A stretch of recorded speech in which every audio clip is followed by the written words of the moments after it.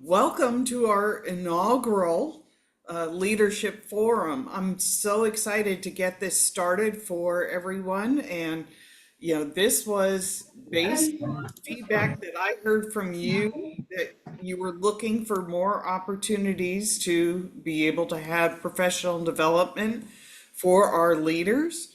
And we're trying to keep our topics and the trainings that we offer for you relevant and timely to, to the things that are going on in the world of early childhood. So, Martha, I know you're on a brief schedule, so I'm going to let you jump in and greet our attendees. Awesome. Thank you so much, Christine. This is really, you've been asking for this, leaders, more training on things that are relevant to you. And really got to commend Christine for lining all these up. And not only that, but creating the trainings and helping.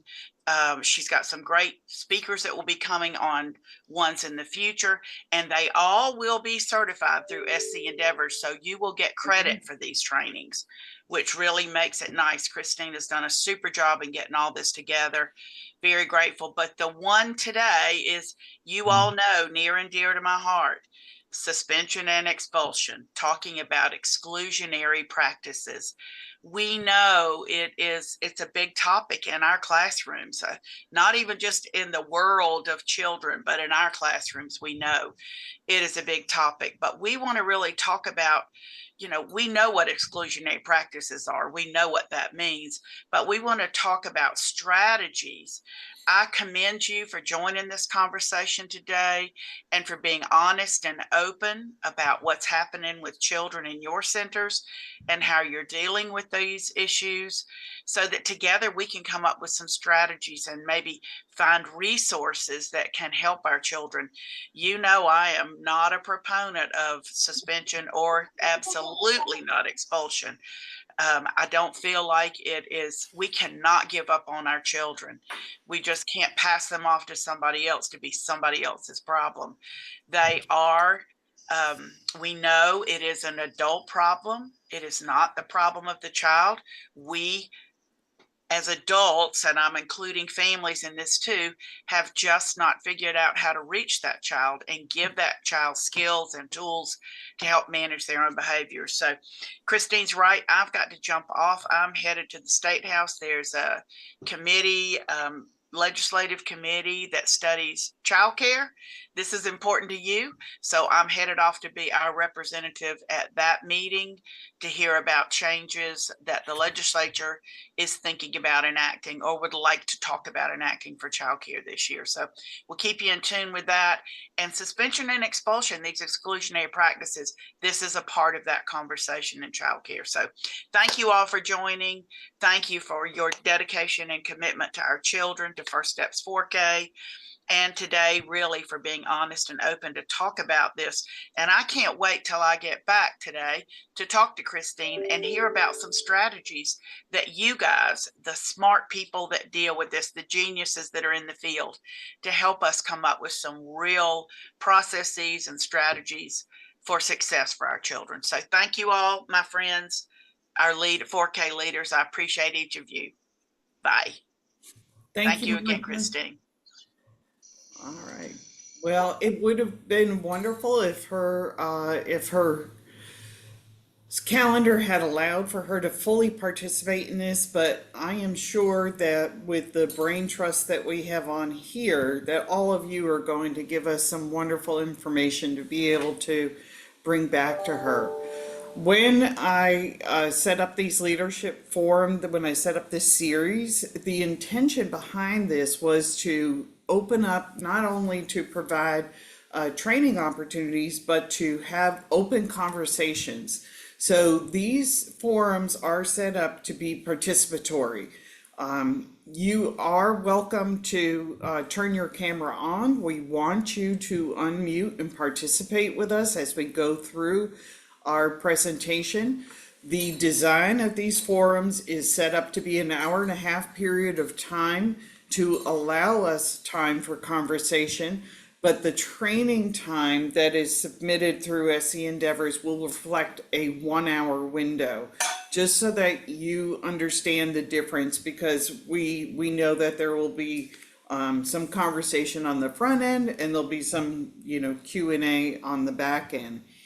But you will receive an hour of training. This particular training on suspension and expulsion will be 1 hour of program administration. So, thank you. You guys are already well versed in what to do, putting your name and your SC Endeavors number in the chat box. That's helpful as the backup. Your registration should have captured that information, so hopefully we'll get that all straight on the backside, but that's always good to have that backup.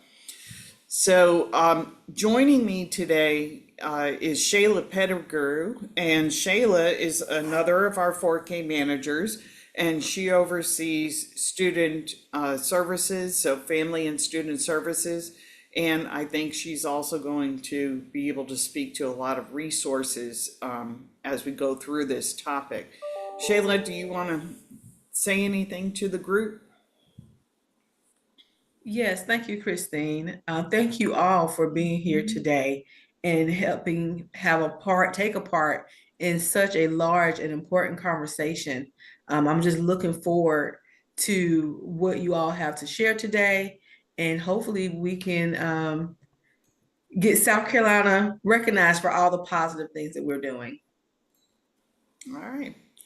All right, so I'm going to go ahead and get our slide deck started, and just in case anybody doesn't know me, I didn't really properly introduce myself. I am Christine Jenkins, and I am one of the 4K managers, and my area of topic or that I oversee or that I deal with is leadership development. So that's one of the reasons why I kind of led the charge on this and brought these leadership forums up for an opportunity for us to get together and have some conversation around some very important topics that are relevant to our field. All right, so thanks for being here. All right. And I'm going to ask you all to send me your well wishes as I work with technology, and and I'm just going to cross my fingers and hope it goes the way that I've planned. So keep me in your thoughts. Okay. So hopefully you're seeing the screen now that says suspension and expulsion in 4K. Is that correct? Okay, great. Thanks, Shayla. I appreciate that thumbs up. All right.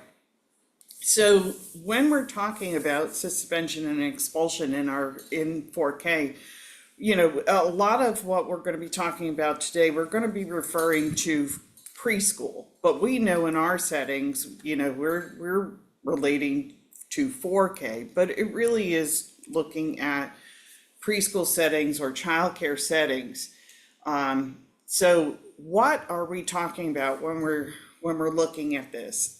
If you were on the pre-registration early this morning, when I sent out an email, I included a couple of resources for you.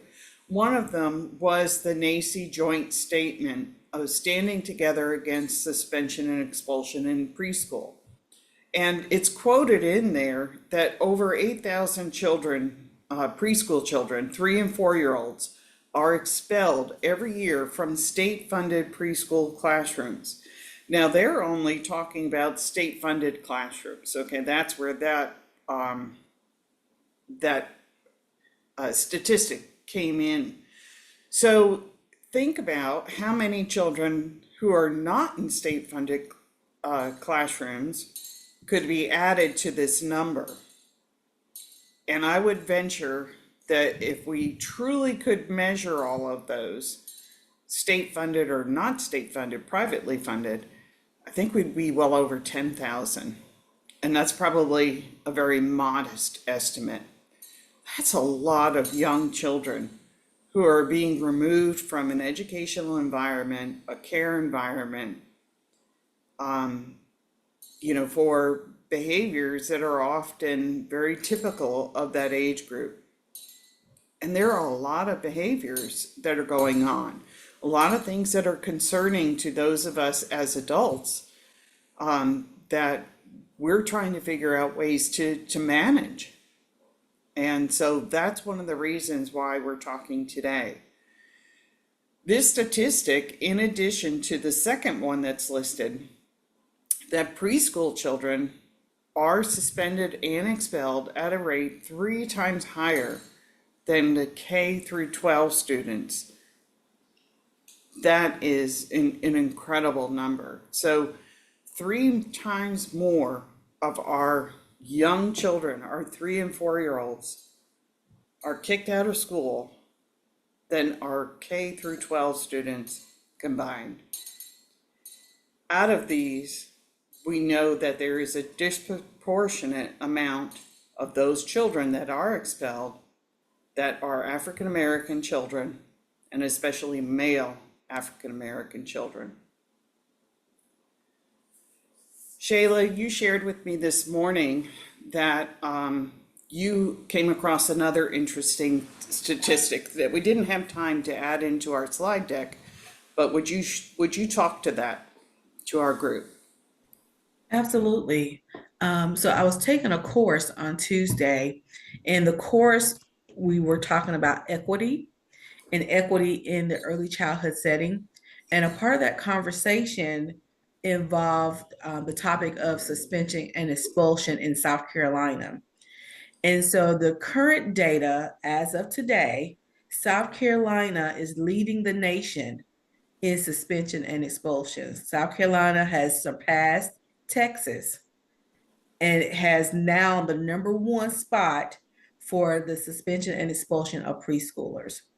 And so I did some digging because I was a little curious. And I said, now, I think Texas is a pretty big state in comparison to South Carolina. And Texas is at least 5 times the size and population of South Carolina. So for South Carolina to now surpass Texas with that number. And here again, like you stated about African American boys, it shows that in South Carolina, 2/3 of Black boys are being suspended and expelled in preschools.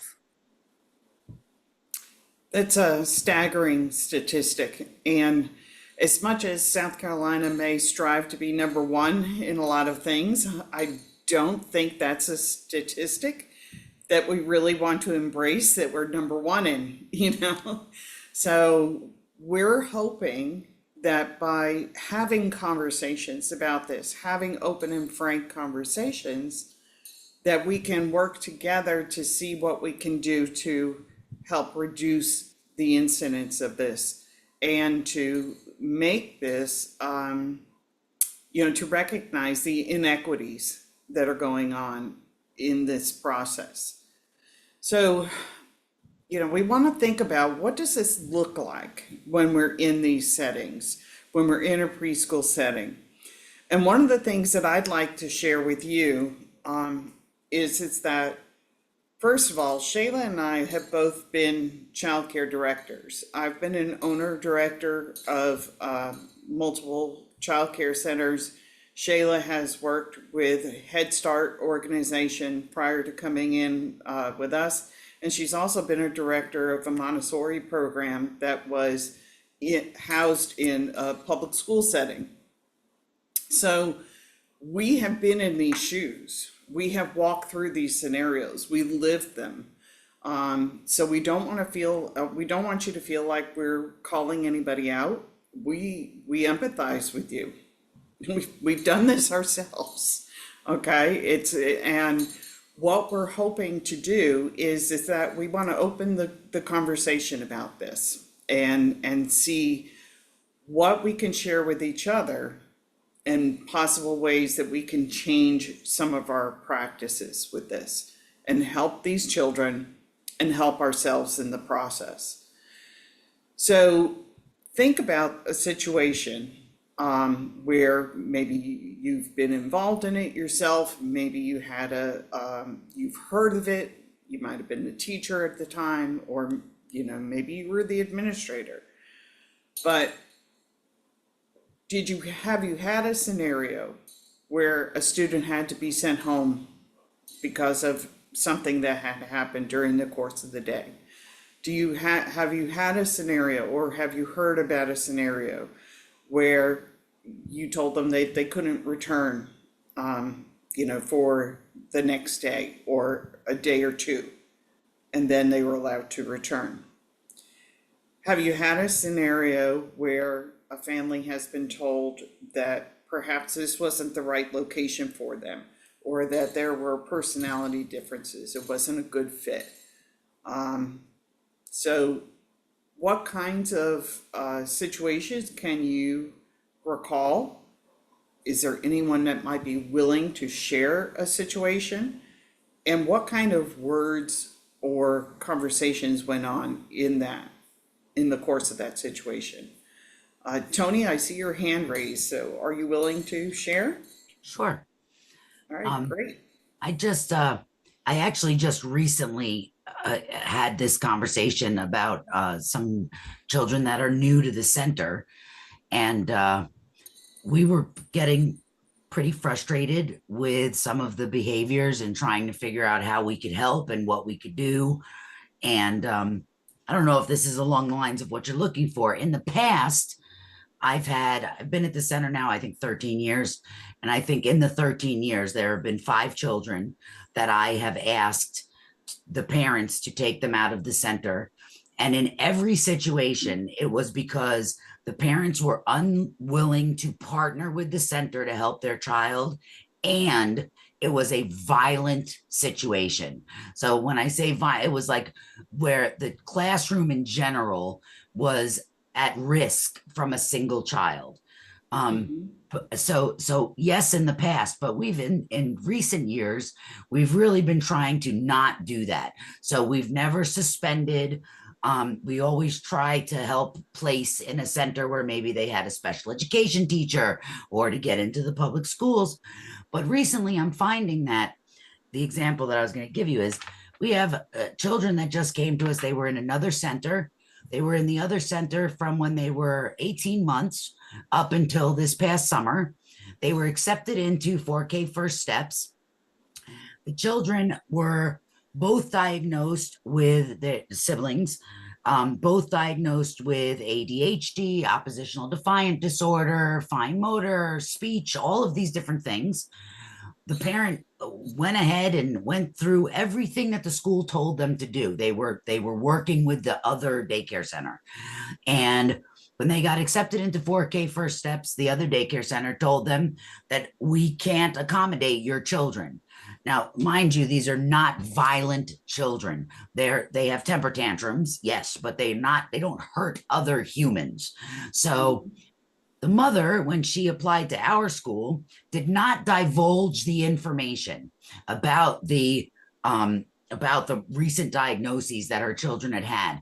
I actually found out about them today because I sat down with my 4K teacher and called the parent in and said, all right, we got to work this out together. Let's have a plan of action. Let's tell you what's going on that we're seeing right off the bat. How can we help? What can we do? And she pulls out of her bag these 2 letters from the pediatrician and says, this is the diagnosis that we have, but we don't know where to go from here. So Mhm. so I guess my point is that I feel like it's really important that even if a center does not feel that the teacher is able to handle the children, or the center is able to offer them what they need to be successful, that they at least guide the parents in the right direction so that they can get the assistance that they need, so that when they hit kindergarten, they're not suspended on their second day of school because they bit their teacher. That's been a real frustration with the I find that when one daycare does not want to continue enrollment for children and they suspend or expel, that the parent then has fear about sharing those things and prevents the next person from knowing what's going on and being able to help in a way that works for everybody, I guess. Right. Like the open Tony, communication. yeah, you have brought up I mean, you've hit the nail on the head with so many different things. And I don't want to speak for other people, but I think that probably a lot of our people on here, and maybe you can show me all with a thumbs up, okay? Can you relate to what Tony is sharing? Do you have you had a scenario similar to this in your location? Are some of those frustrations the very same? I see Perdina had shared in the chat box, that she agrees with you, but she said, yeah, she had said, like spitting on teachers, fighting the teachers, throwing chairs in the classroom. So those are violent behaviors. So I think that, yes, a lot of us would agree with that and would share and empathize with that because we've probably had those very same scenarios. So, but a couple of things that you said are key here. One is communication. Okay, communication is at the core of this because we not only have to have communication and partner with those parents, they have to feel like we're in this together. Okay, we're gonna try to go through this journey together for the sake of the child. So that's really important. But communication about, all right, this parent has actually gotten a diagnosis, but they have no idea what to do with that diagnosis and what does this mean? And so we need resources as well. And the parents are desperate for that. So we're hoping that by the end of this, that we're going to have some resources that we can share with each other. We're going to have perhaps some steps or plan of action. And you can see where your 4K coach and or the 4K team as a whole, the managers and all of the people that are in our agency can help. And how can we connect you with resources, or how can we help you with a particular instance like that, where we can give you some tools and some responses on how that how that can play out. So to not get too far off track, I want everyone to keep that scenario that Tony shared in your mind. And as we're going through our conversation today, let's speak to that or to, things like that that are similar. And we'll bring that back up. Okay, somebody has mentioned that they've used PAIR. Thank you, Karen. Putting other children in danger. What I've met with some of the parents, they would say the child doesn't behave like that at home. Yes, and we hear that a lot. But putting children in group care is a lot different than at home. And so that's one of the things that we need to remind the parents, but also keep in mind that could possibly be a defensive posture in their response. Our children are our most precious thing in our lives, and nobody wants to hear that their child isn't perfect. We may know that, we may know the reality of it, but it's hard to hear and it's hard to accept. And then if you do get to that point, you have to be willing to take the next step and help them and give them the resources that they need. But what do you do if you, as the adult, as the parent, you don't know what to do? You don't know how to do that. So one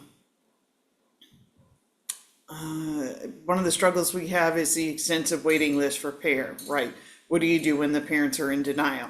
Okay, so hold those thoughts. We're going to talk about them all, but let's let them come up during the course of the conversation, okay? So we'll come back to them, and if we don't address them thoroughly during the presentation, then we're gonna come back at the end, and Shayla and I will continue the conversation with you. All right, so hang tight. All right, so let's think about, and I might have to jump out of the PowerPoint to write notes in here, but I want to think about what are some of those outcomes of this suspension and expulsion. So when we when we send a child home for the day, that's really what we're talking about is a suspension. Okay, they're removed from that educational setting, and then an expulsion would be, you know, they have to be removed permanently.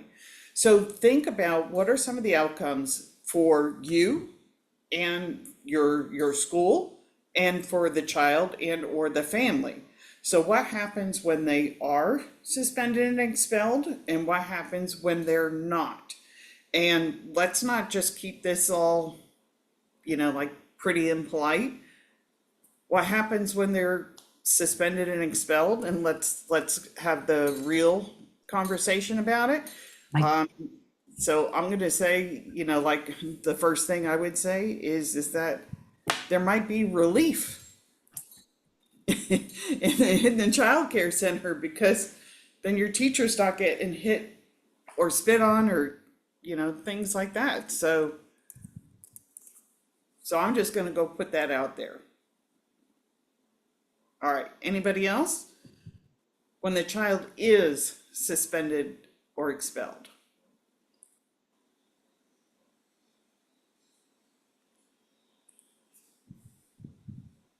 There's a few comments in the chat that Thank says you, Sheila. it almost reinforces the child's negative behavior. Okay, Teacher takes a deep breath and is grateful, but feels bad as well. okay. So I'm gonna put the takes a breath and feels better under relief, but I'm going to put guilt, Hmm. okay? For the second part of that. Anything else in the chat? With suspension, the child gets to go home and maybe look at the TV or on their tablet. So it's Yeah, like a reward. so that's kind of reinforcing that negative behavior. Yeah, Mhm. reward. It doesn't address the problem. Mm-hmm. Okay.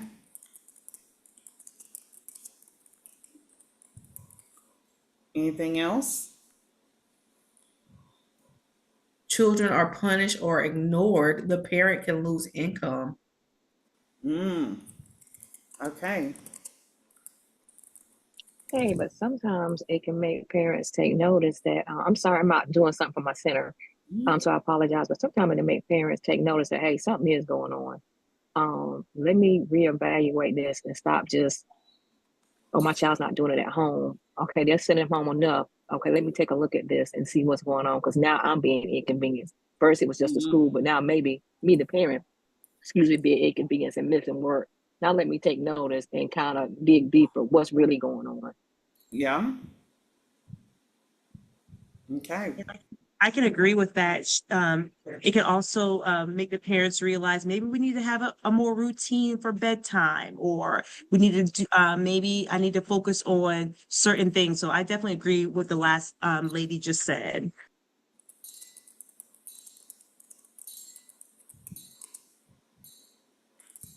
Okay.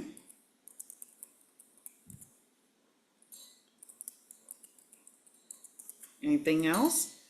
What about at your location? At your location? You might, I mean, you and your teachers might feel some relief. What else may happen if that child is suspended or expelled? I can tell you one thing. What about expulsion? What do you lose?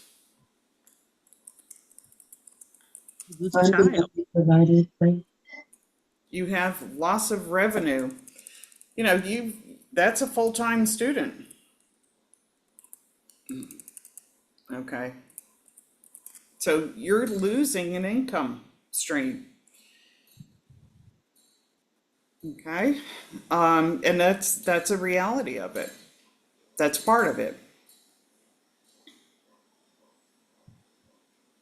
What about your reputation? Could you suffer anything on your reputation? What if you get a parent that makes a stink about it?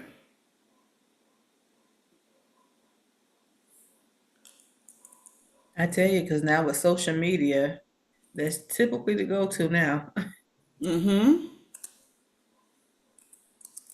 Well, recently, I had a situation where We were doing an orientation for a new child, and we do tell the parent to bring the child to the orientation so we can meet the child and we can all get to know one another and things like that. So she explained to me that he had gotten kicked out of a center of a person that I know in the area. So we do, we have a good relationship with all directors and center owners.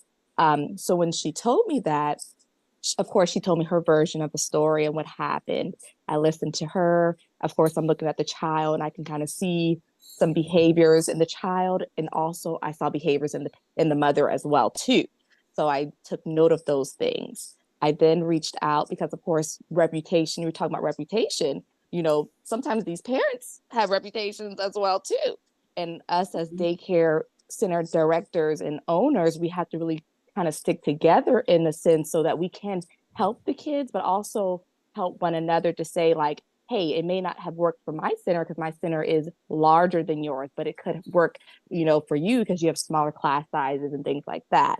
But she showed me videos of the mother cursing her out, calling her vulgar names, the video of, the child and the mother together. And it kind of like deterred me from wanting to, enroll that child, because I don't want that mother causing a scene in front of all of our parents and things that we're explaining to her, okay, we might need to get your child some additional help. And that was all the discussion was about. And she just completely flipped out on that center director. So how do we, handle that Well, situation? yeah, Miss Hayward, it looks like you handled it pretty well from your perspective, was doing your homework. I mean, the reality of it is that you are private child care centers, and you can choose who you enroll and who you don't enroll. And so you did some homework prior to that coming in, but it also, you're in a situation where you can talk to that parent. Maybe it would be good for them to know that you talk to other childcare providers and say, I talked to this other provider so that I could get a better picture of how to help you and your child. But I have some concerns because I saw a video of this interaction between you and this other owner, and I'm feeling a little uncomfortable about that. So, how can we come into a relationship here at this location on a positive note to make sure that we're taking care of your child and that you will be satisfied, or at least you will feel like you can come and talk to me if there is something going on and we don't get into that scenario again. If we think about it from a conscious discipline standpoint, where was that parent in that moment? She was in her emotional state and she had flipped her lid. Okay, and there wasn't any talking to her. But if you have her in that executive state, then you might be able to talk to her as a reasonable adult. And then if it doesn't go that way, then you don't enroll her. And, and she'll have to try somewhere else. So, but it is a very difficult situation that we have to deal with in this industry, for sure. Shayla, do you want to contribute anything to that as well? I liked your response about including conscious discipline and looking at it through that lens, because they do come to us. We often think about the children and the tools that they have and being able to provide them with additional tools and resources in their backpack. But when we think about it from that lens and we think about the parents and the tools that they have and being able to offer them some additional resources and tools to add to their backpack. And I just remember doing a training a few years ago and talking about communication, and parents being in that survival mode. But when they're in that emotional state, they're communicating. They may not be saying the words that you prefer, but at least they're communicating. So now you're one step closer to getting to that executive stage. So I Right. really like that you said that, Christine. Yeah. And don't forget, I mean, she's in mama bear mode right there. Okay, she's protecting her bear cub, and it may not be the way that we would hope she would, but that's the gut reaction of what you're getting from her in that moment is that she's up on her hind legs and she is roaring loudly to protect her bear cub. Okay. All right, let's come back to this exercise and let's talk about if a child is not suspended or expelled, what are some of those outcomes? What are some of the things that might happen if we keep that child there and we keep trying to work through the issues? And yeah, okay, boy, you guys jumped out of the gate with the one that I thought I would have to pull out of you. Yeah. Okay. Teacher quits. Okay. And maybe even burnout. So they may still be there, but they're ineffective. All right. Shayla, anything can you share in the chat box so I don't have to toggle back and forth? Let's see, same income, other children get hurt. Okay, what was the income one? It said same income. Same? Mm-hmm. Okay. All right, so you're retaining income. Other children get hurt or leave the center. Mm-hmm. The child behavior continues or even gets worse.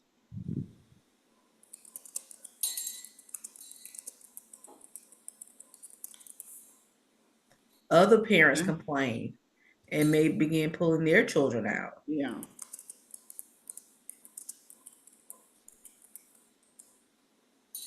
Or the parent becomes empowered and takes guidance and child is offered help. Positive one. Mm-hmm. Time teaching is taken away to address the behavior.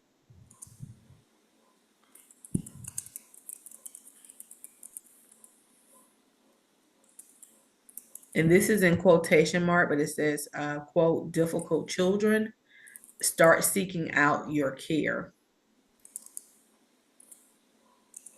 Difficult children. I'm sorry, yes, difficult children start seeking out your care. Okay.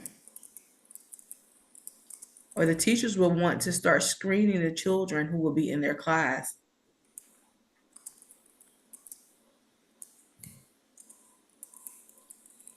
All right.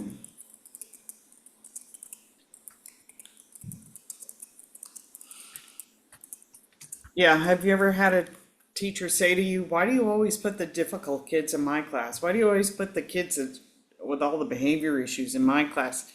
Well, because you handle it well. So then you get them all, right? So we're kind of not rewarding them for their classroom management skills, but we're punishing them. So we have to be mindful of that as well. So these are definitely some of the outcomes, and I'm sure that there's multiple others. So let's talk about a little bit about what these terms are. Let me get back to the PowerPoint here. All right, so here are some of the terms in terms of definition. Okay, so suspension is the temporary removal of a child from the learning setting. So this could be as simple as taking them from one classroom to another, taking them out of the classroom to the director's office or the principal's office, or sending them home early. Okay? Expulsion is the permanent removal of a child from the learning setting. So if we're looking at that, that's where you are removing them from your setting and saying that you can no longer attend here. But when we're talking about preschool and we're talking about K through 12, sometimes these terms are looked at a little bit differently. So these are the technical, definitions of these terms. But what does it look like really in a preschool setting? The soft expulsions include those scenarios where we're sending that child home early due to an incident that's behavior related. So that's really what we call that soft suspension. When we're in a public school, we have terms like ISS, which is in-school suspension, or OSS, out-of-school suspension. Okay, so that's sending the child home versus putting them in another learning environment. So what about expulsion? Well, there is a soft expulsion as well. And this is basically, how do you tell the families? How do you approach that? What kind of words are used for that? They're not ready for this kind of a group setting, or, you may put pressure on the family until they feel like they're no longer wanted. So they elect to take the child to another location, but really that's in essence a soft expulsion. So in addition to these kind of generalized definitions, there are agreed upon universal definitions of these terms. And so we know that this is an issue that's dealing with social emotional development. And for those of us who have been in this business for a long time, I think we all know that social emotional development is part of the essence of what we're trying to help the children in our 4-year-old classrooms to develop their skills on self-regulating their behavior. This is an executive function skill, and we know that this is the key to laying a foundation for successful academic learning in their future. So that if we don't address those social emotional development key skills at this age, then these kinds of behaviors are going to snowball when they get older. So we have the definition here of challenging behavior. And notice that it says any repeated pattern of behavior or adult perception of behavior. And that's definitely part of the equation in what we're looking at with suspension and expulsion.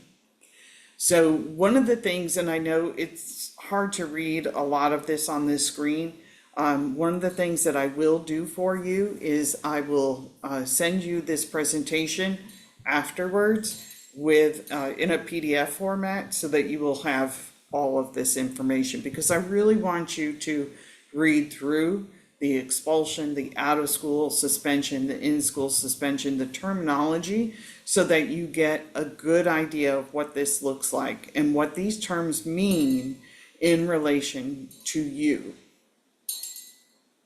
Okay. So, what does the research tell us? Well, unfortunately, like Shayla shared earlier, this is a problem that's getting worse, and it's not getting better yet, okay? Especially here in South Carolina.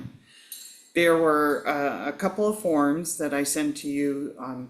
They're represented here on the screen. If you were registered early this morning when I sent them out, I will include them when I send the one afterwards again, in case you didn't register early this morning.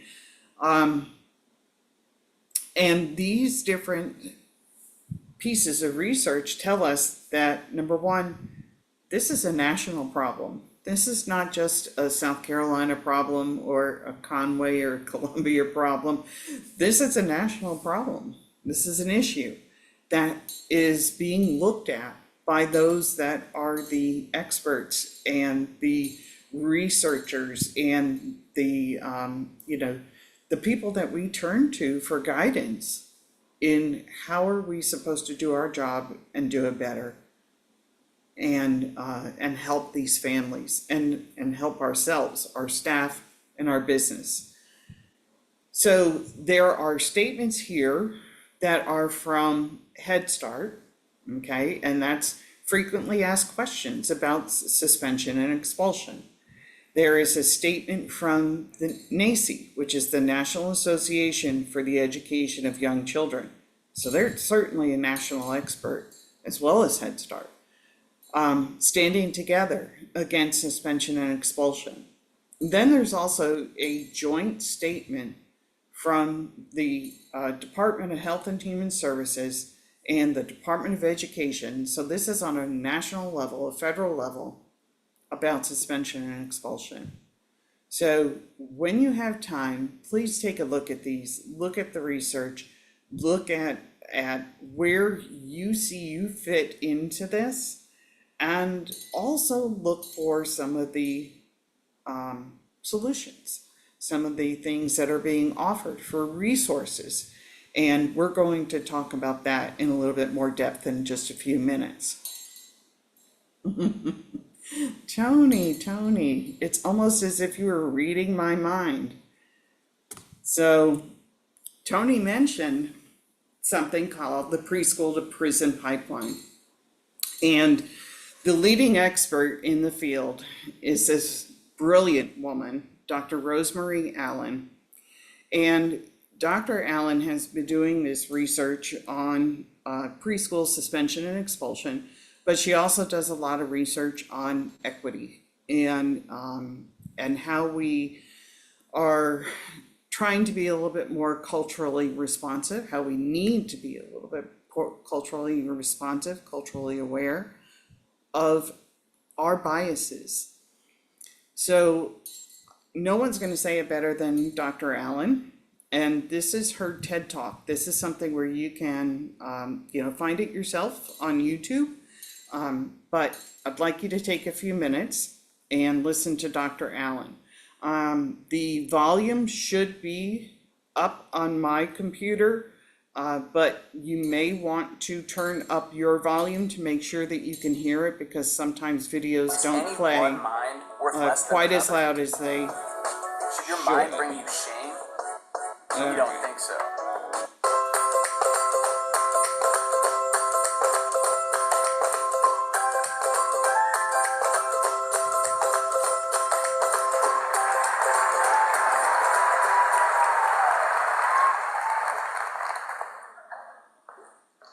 Young children are being suspended and expelled from school at alarming rates. Preschool children are suspended 3 times more than kindergarten through 12th grades combined. In Illinois, 40% of child care centers reported suspending infants and toddlers. Yes, those are children who have not yet turned 3 years old. African American children are only 19% of the preschool population, but comprise nearly half of all suspensions. You may be wondering, what can these kids possibly be doing to be suspended and kicked out of school so young? Surprisingly, many of them are engaging in typical childlike behaviors. I was one of those children. From the time I entered school, I was suspended at least 7 times a year. I was suspended for things like digging a hole in the playground to see if China was really on the other side of the earth. For that, I was labeled destructive. After a unit on maps, I climbed on top of the school auditorium so I could get a bird's eye view. And after the fire department and the police department got me down, I was suspended. And for that, I was labeled incorrigible. There was this one time I took all the baby dolls' heads, arms, and legs off. I just wanted to see how the body parts fit together. But for that, I was labeled a demon. They actually told my parents I exhibited demon-like behaviors. Then there was this one time I snuck into the boys' bathroom. I wanted to see how they got to pee standing up. But for that, I was labeled sexually perverted. Now, these are all childlike behaviors, albeit from a very curious child, but childlike nonetheless. Let's look at behaviors. What is it that children do when they get upset or they're deemed out of control? They scream. Oops. Sorry, I just tried to admit somebody. cuss, fight, throw things. That's because they're kids. Kids are going to be kids. They don't have the capacity to handle such intense emotions. Let's take a look at what adults do when they get upset. Kick, scream, cry, fight, cuss, throw things. The list is exactly the same. And while we can expect kids to be kids, as adults, what's our excuse? My friend Walter Gilliam says, suspensions are adult decisions. Suspensions are adult behaviors. But what if we change that behavior? What if we shift our thinking, focusing on the behavior of adults rather than focusing on the behavior of children? What if my teachers would have seen me as a geologist rather than being destructive? What if they would have seen me as a scientist rather than being a demon? Or a future doctor interested in anatomy rather than seeing me as sexually perverted? The key to managing the difficult behaviors of children is to manage our own behavior as adults. How many times have you seen an adult scold a child for screaming while also screaming, "Don't you dare talk to me like that," right? Or how many times have you seen them scold a child for hitting while also hitting? "Don't you dare hit your sister again." Or sometimes we even exclude children for excluding children. "Oh, you don't want to play together?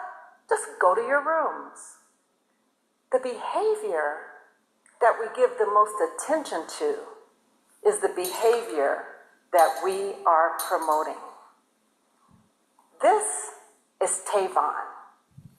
Tavon's mother was being called at least 3 times a week to pick him up from school for misbehavior. He was only 4 years old at the time. I went to school to observe, and I was struck by how eager Tavon was to please his teachers. At one point, the teacher called all the children to the rug for circle time. "All right, everyone, circle time, come and sit crisscross applesauce." Tavon ran over, and he sat perfectly crisscrossed with his hands in his lap, and he wanted the teachers to notice. He craned his neck. She didn't notice. And he craned again as if he was saying, "See me, teacher, see me." Again, she didn't notice. And being only 4, he became frustrated and gave up. He stuck his legs straight out in front of him, leaned back on his hands. And it was at that moment the teacher noticed. "Tavon, you are not sitting like a learner. Leave the circle and go sit at the table." Wow. Children who are suspended are 10 times more likely to enter the juvenile justice system. They are more likely to drop out of school, have low achievement, and be suspended again and again and again. And this is the beginning of the preschool to prison pipeline. Do you know what's really fun? Making a website on Wednesday. Hey, where Howard is? Children rise to the expectations of the adults in their environment, whether it's negative or positive. When we pay more attention to negative behaviors, we will get negative behaviors. But when we pay attention to those behaviors we want to see in our classrooms or in our homes, we will see those behaviors more often. And it's because children care what we think about them. They actually want us to like them. The key is for us to be self-aware. When we're aware of ourselves, then we come to know what our hot buttons are, what our behavior is, and how we respond to the behavior of others. We come to understand what pushes us. We understand our body language, and we come to understand our tone. And these things are really important to know because behavior is defined by the person most annoyed by it. Now, for me, it was my daughter Jasmine when she was just 15 years old, teenager. She had the smartest, sassiest mouth I've ever seen or heard. She was quite clever and witty too, but that smart mouth, oh my goodness. My husband didn't understand why it bothered me, but for him, it was when she slammed the doors. Now, slamming the door didn't bother me because that meant that she was on the other side of it. He became so frustrated once that he said, if you slam the door one more time, I'm going to take it off the hinges. Imagine my surprise when I came home one day and my 15-year-old didn't have a door to her bedroom. Now, in addition to being self-aware, when we build very strong, positive, authentic relationships with children, we come to know them, what their hot buttons are, and what triggers their behavior. We will also understand how our behavior impacts their behavior. I was observing another classroom, and there was a little guy named Raphael. And Raphael was getting in a lot of trouble in this classroom. The teacher called his name so many times, I began to keep a tally mark every time she did. Raphael, stop. Raphael, don't. Raphael, sit down. Raphael, don't make me have to come over there. Raphael, Raphael, Raphael. She called Raphael's name 27 times in 7 minutes. Raphael was learning that that place was not a safe, fair, or equitable space for him. And all the other children in that classroom, they were learning how to treat Raphael. It is our responsibility to find and look for what's good, right, and best in every single child. Tom Herner, former president for the National Association of Special Educators, says, when children don't know how to read, we teach. When they don't know how to write, we teach. When they don't know how to ride a bike, we teach. But when children don't know how to behave, do we teach or do we punish? We punish. But what if we intentionally taught children how to behave? What if we taught them how to share rather than saying, you need to share? What if we taught them how to make friends, how to initiate play, how to take turns?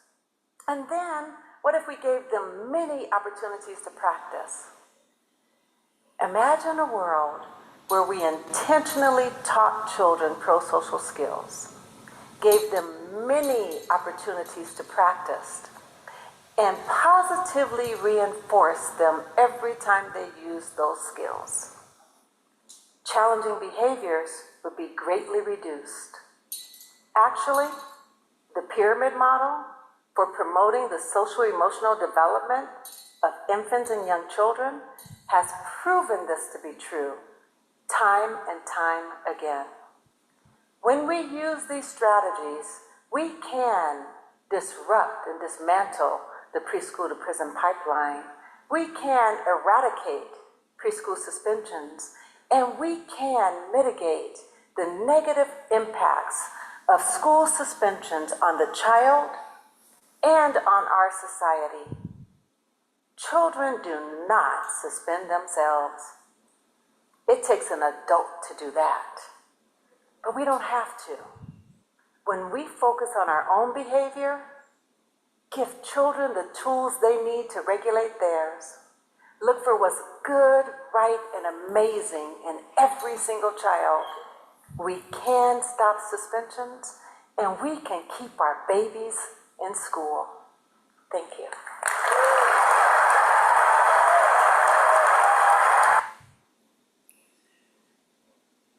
So I can't speak for you. Oh, thank you, Shayla. Yes, the title does need a little bit of adjustment. We saw that. The preschool to prison pipeline is a real thing, and it is stated as such because the children, when they start to receive those negative comments, the impact of being kicked out of one place, one school, after another, after another, after another, then they start to feel as if they are the problem. And they're told they are the problem. And the parents feel as if they are the problem. So it is part of what we need to embrace, and it is a hard mirror to look in to see what the adult behaviors are in these scenarios. What are the adult behaviors that are setting up these responses? What are the adult behaviors that are perpetuating these situations and making them worse? And you as leaders have the opportunity to not only perhaps interrupt this on a adult to child level, but you have the opportunity to interrupt this reaction on an adult to adult level by challenging your teachers to do the same, to take a moment to reflect, to recognize our own emotions, our own triggers, our own behaviors in those moments. No one said this is going to be easy, but if you're willing to do a job day in, day out, that is quite candidly not an easy job, to care for and educate other people's children and accept that responsibility, then I think that, you know, so many of you are probably up for the challenge of interrupting these behaviors in the adults in the situation so that we can interrupt the behaviors of our children and change these scenarios. Dr. Allen mentioned the pyramid model. And Shayla and several others in our organization have done extensive training on the pyramid model.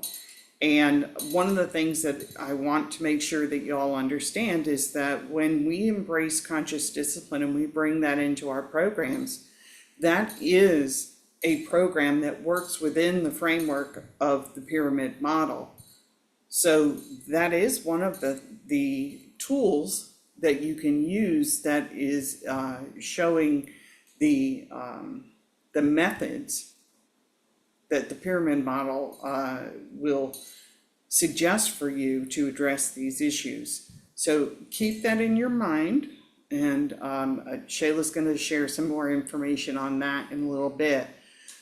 But we want you, we have about, looks like about 27 minutes left in our time together, and we definitely want to have some time for discourse. But what I'd like to do right now is I want to put you in breakout rooms, and I'm going to give you a scenario to discuss. So if you know how to, take a screenshot of the screen, but basically here's the two things that I want you to discuss in your group, and pick one person to report out to us in your group. When you're given a situation, what would be your normal response to that situation? And I'll give you a hint.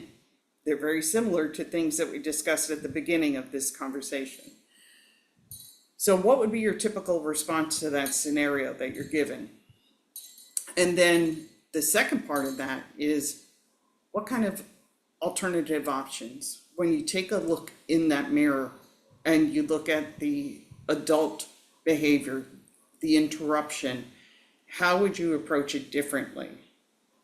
And try to think about, how you can implement that, and include the kind of disciplinary action responses. And, would you make contact with the family? What kind of terminologies would you use?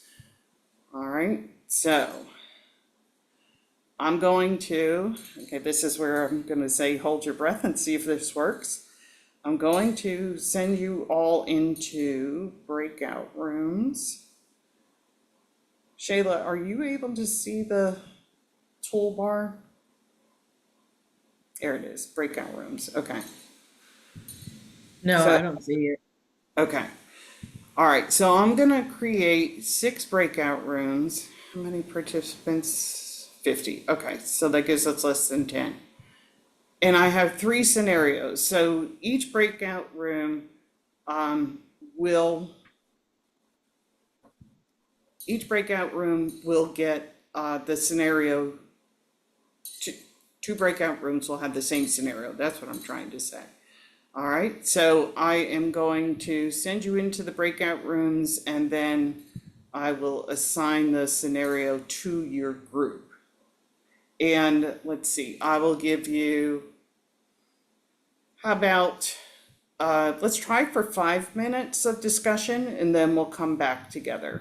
I think we could do this in 5 minutes, okay? So the first is, what would your normal reaction be? And then what is your disrupted reaction, okay? How would you do it differently? All right.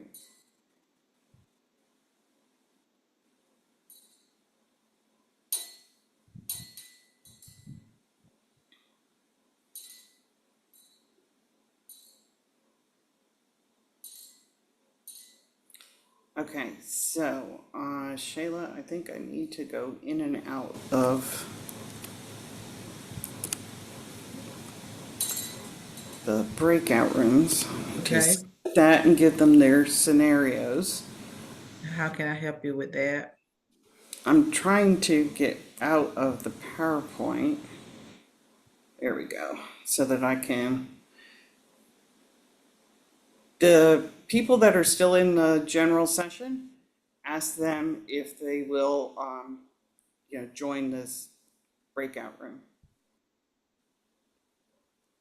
Okay. Yeah, everyone should have received a notice on your screen for you to join a breakout room. If you have not, I can assign you to one. Miss Betty, did you receive your message to join a breakout room?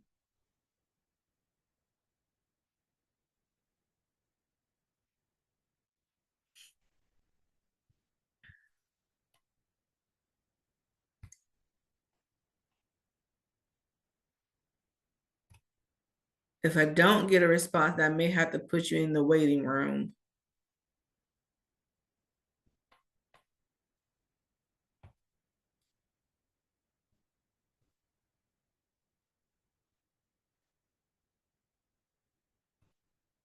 Ashley, Amanda.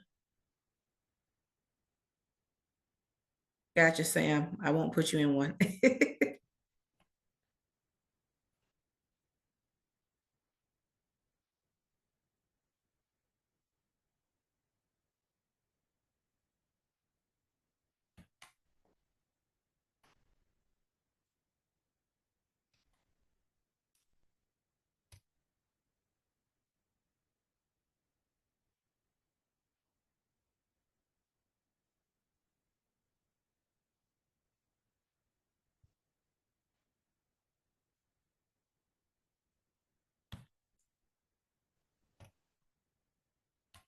Michelle, I'm having some internet issues. Can you put me? Brittany, let's see if we can get you in a breakout room. Thank you. I'm sorry. You're fine. I'm gonna put you in breakout room 6.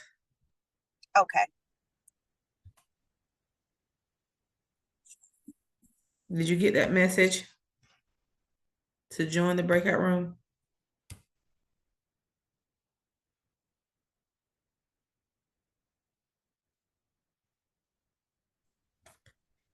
Hi, Sam. I put some people in the waiting room if they were not at their camera or if it was off and they didn't respond. Okay. I'm wondering if we should stop record and then start record because I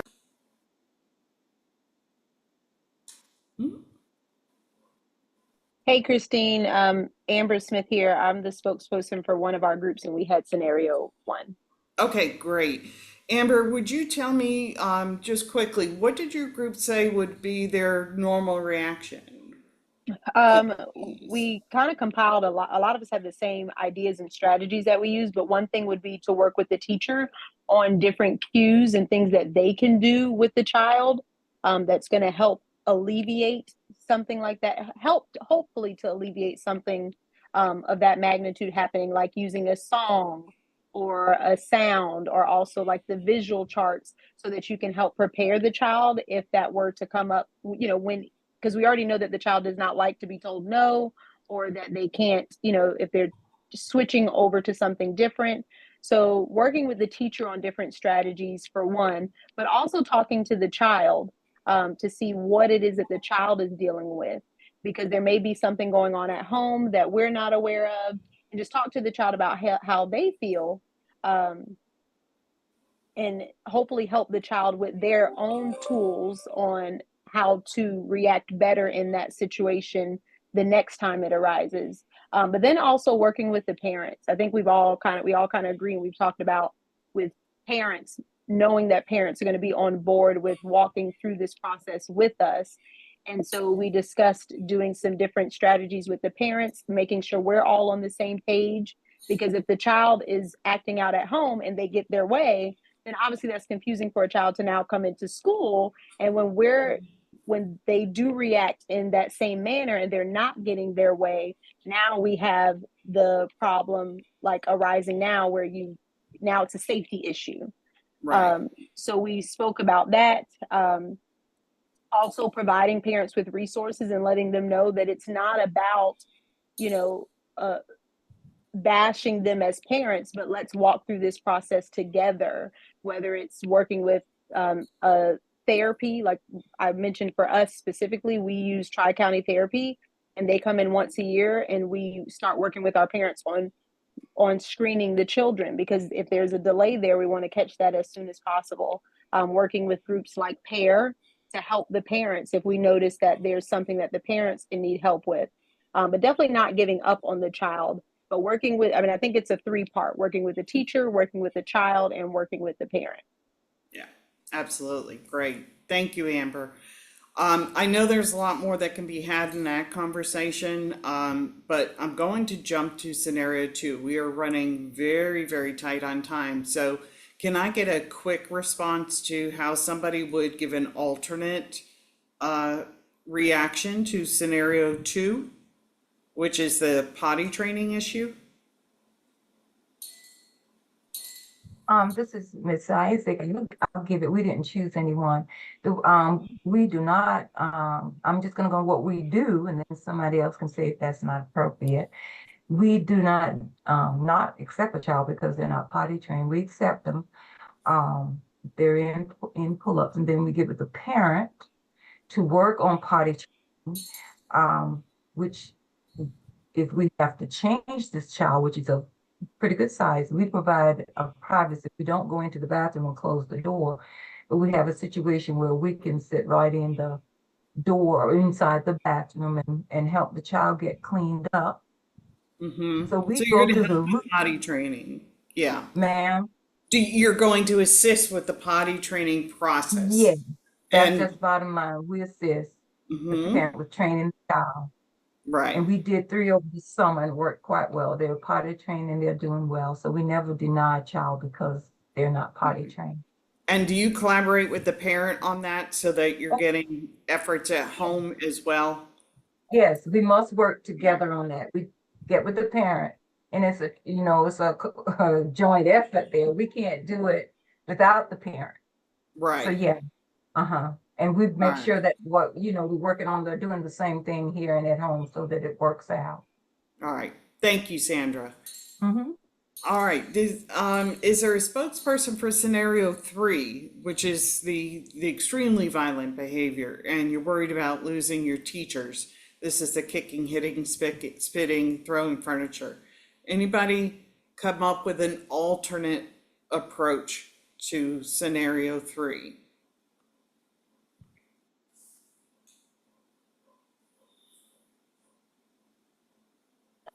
We didn't do a spokesperson for the scenario, but we did discuss finding ways to bring the child down, because obviously putting other students at risk is going to cost you kids as well. But getting also our your 4K steps person involved to come help you evaluate the child, maybe trying to figure out what triggers the child, talking to the parent of the child about possibly getting the child into therapies and just getting help with the situation. Mm-hmm. All right, wonderful. Thank you. I wish we had a lot more time to go deeper into this. I'd love to, if anybody feels like they want to share their responses in an email, please do that. Email either Shayla or I. And Shayla, if you're still with me, if you could, oops, excuse me, if you could maybe share in the chat box both of our emails, that would be fantastic. Because then we can add that to our conversation and we can share that out with the group. The next part of this, I was going to show you this video, and if you were fortunate enough to be with us at Academy, this is the video that Susan Kirby had in her presentation, and it's called The Labels We Carry. And the reason that I put this video into the presentation was because when we had these situations coming up, whether we intentionally project the names or the labels that we assign to these children and they hear them, or whether they just absorb them because of their behavior and what they're being told about their behavior. These labels are sticking to our children just like they did to this gentleman on his jacket in this video. We will send you the link for this video so that you can watch it. It's only a few minutes long, but it's extremely powerful. Wonderful beginnings, Ms. Bowden speaking. I'm sorry? Hey. Okay, so we will, I definitely want to share this with you, but it is, I apologize, I have another training coming up right behind this one, so I have to move along. But we will make sure that we share this video. But I want you to think about it when you watch this, that you think about the labels that a child would have on them in this situation where we're suspending and expelling them and we're really punishing them for these difficult behaviors. And how can those labels be changed if we were to come at it from a different perspective? Like Dr. Rosemary Allen said to us, from that adult behavior, change the adult behavior and the adult responses to the situation so that we're not putting those labels on our children. Sorry, I didn't realize my video was still off. All right, the last part of this was to talk about some resources that are available to you. So if you know of resources in your area, you've mentioned a few already.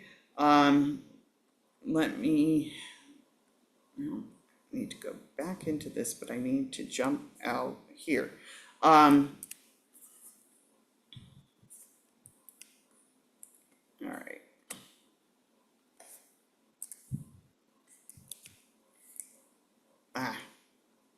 Okay, what I'm trying to do is to type in the PowerPoint. So if you want to go ahead and share some resources. I know that people had mentioned your 4K coach, and thank you for that. I use Triple P for my parenting workshops. Triple P, that's local, right? State? Yes, ma'am. It's through Greenville First Steps. All right, fantastic. Some of you mentioned therapy. Is that right? Yes, I have a resource notebook with different agencies here in Greenville. So whatever the parent's looking for, it's in that book. Somebody is doing it. And then, like I said, I told Shayla, I have over 10 kids here that's receiving services. So whatever they're looking for, from feeding to behavior to biting, we got somebody that's already coming. So they're peeking our classroom to kind of observe the child that we're having concerns about, and then we'll follow back up with the parent. I've been struggling with trying to find people that will actually, as therapists, work with children under the age of 5 in the Myrtle Beach area. My one parent keeps reaching out and they won't even look at him until he's over 5 years old. Anyone There else? are, yeah, Kim, there are some in this area, and I will reach out, Kim, you are Amanda. Amanda, thank you. Yeah. I'll reach out to Amanda. I know that there is Thornwell Family Services is in this area. And Waccamaw Mental Health works with children under 5 as well. Now, getting in to see them, I'm not sure. Yeah. You know, we can also look for things like, you know, we mentioned PAIR at the beginning of the. Right now, they have told that mother she's on a wait list and it's like 4 months out. It is, and that is, but you know, that speaks to the need. Yeah. And how sad is that? But the South Carolina Inclusion Collaborative is another, okay? And they will help work with your child care center. Yeah, we've already been working with them. They work more on the environment that the child's in and that kind of stuff. We've done a lot of that stuff. But we're just trying, the mother is at her point and she's a great mom who's really trying, but she's kind of just hitting walls at this point, and I'm trying to help her as I can. Shayla, do you have other things that I can add in here, especially maybe online resources? Yes. Pyramid. I put Help Me Grow in the chat along with their flyer. And so Help Me Grow South Carolina is the new triage for the state. Is funded by SCIMA, South Carolina Infant Mental Health Association. And so if you put in a referral with them, the referral can be done by the director, the parent, or the teacher, and they will triage it and decide the appropriate agency. That's how we did it, and that's how we got down to the other ones, but we're just on these wait lists, and that's where, and in the meantime, he's getting worse, not better, unfortunately. Yeah. All right, well, I appreciate all of you being involved in this conversation, and I am so sorry to say that I am going to have to end our time together. What I will do and what I will commit to you is that number one, I will send you the PowerPoint so that all of these links that are in here for resources that have the video, and additional things that Shayla and I may pull out of the chat or that we can add into this, that will appear in the PDF, and we'll send that to you probably tomorrow before we can get back and get all the last bit of details in here. But I thank you so much for being part of this hard conversation and with your openness and your sharing of information, because it's so important that we have this conversation. And I have a feeling that we're going to revisit this topic. Okay, I think we might have to have a second part to this conversation. Please feel free to share your thoughts and comments for further discussion, or if you have a particular topic that you'd like to see offered in the leadership forums. We do have the schedule set for several months to come, but you know, if there's enough demand, we can always add a second option. So I thank you for being part of this today, because you are part of the solution in this larger problem. And we look forward to partnering with you and to working through this. So thank you all.